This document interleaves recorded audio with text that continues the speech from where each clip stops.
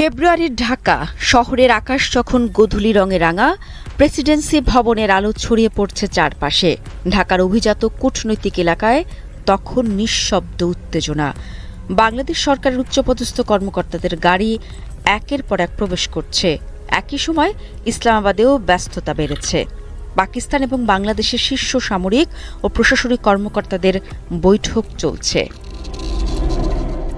এই বৈঠকগুলো হয়তো সাধারণ কূটনৈতিক শিষ্টাচারের অংশ মনে হতে পারে, কিন্তু ভারতীয় গণমাধ্যম বলছে ভিন্ন কথা। ভারতীয় মিডিয়া সরাসরি প্রশ্ন তুলেছে, কেন ঢাকার সঙ্গে পাকিস্তানের সম্পর্ক এত দ্রুত উষ্ণ হয়ে উঠছে? এই নতুন পরিস্থিতির পেছনে যে একটা ঘটনা আছে তা অস্বীকার করার উপায় নেই। ভারতের পররাষ্ট্র সচিব বিক্রম মিশ্র মাত্র এক মাস আগে ঢাকায় গোপন এক বার্তা নিয়ে এসেছিলেন। ভারতীয় গণমাধ্যমের দাবি, তিনি বাংলাদেশ সরকারকে ৩টি কঠিন শর্ত দিয়েছিলেন। প্রথম শর্ত, ভারতের কেন্দ্রীয় মন্ত্রীদের সাথে বাংলাদেশের কোনো রাজনৈতিক যোগাযোগ না রাখা। দ্বিতীয়ত, শেখ হাসিনাকে বাংলাদেশের নতুন প্রশাসন যেন দেশে ফেরানোর কোনো উদ্যোগ না নেয়। আর সবশেষ, বাংলাদেশ যেন দেশের সংখ্যালঘু হিন্দু সম্প্রদায়ের বিরুদ্ধে সহিংসতা বন্ধে কঠোর ব্যবস্থা নেয়। এই বার্তায় কি প্রতিক্রিয়া দিল ঢাকা?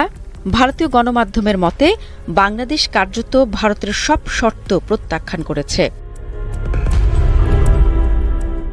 বিক্রম মিশ্রের সফরের মাত্র এক মাসের মাথায় বাংলাদেশের সামরিক ও প্রশাসনিক কর্মকর্তারা পাকিস্তানে উচ্চ পর্যায়ের বৈঠক করেছেন। পাল্টা সফরে ইসলামাবাদের কর্মকর্তারাও এসেছেন ঢাকায়।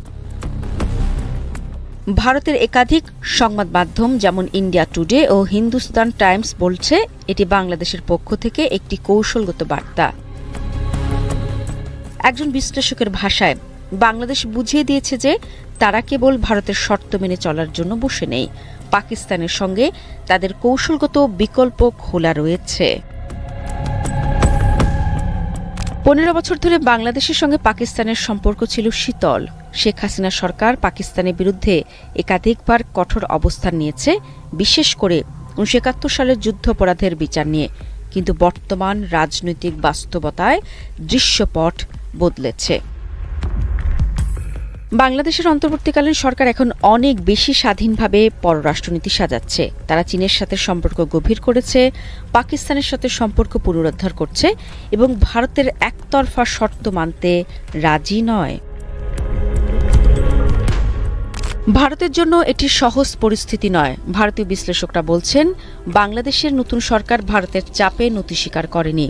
পাকিস্তান এবং বাংলাদেশের মধ্যে সামরিক ও কূটনৈতিক সম্পর্ক পুনরায় উষ্ণ হচ্ছে, যা ভারতের জন্য অস্বস্তিকর। চীন এবং পাকিস্তান একসাথে বাংলাদেশকে প্রভাবিত করতে চাইছে, যা ভারতের আঞ্চলিক আধিপত্যের জন্য হুমকি।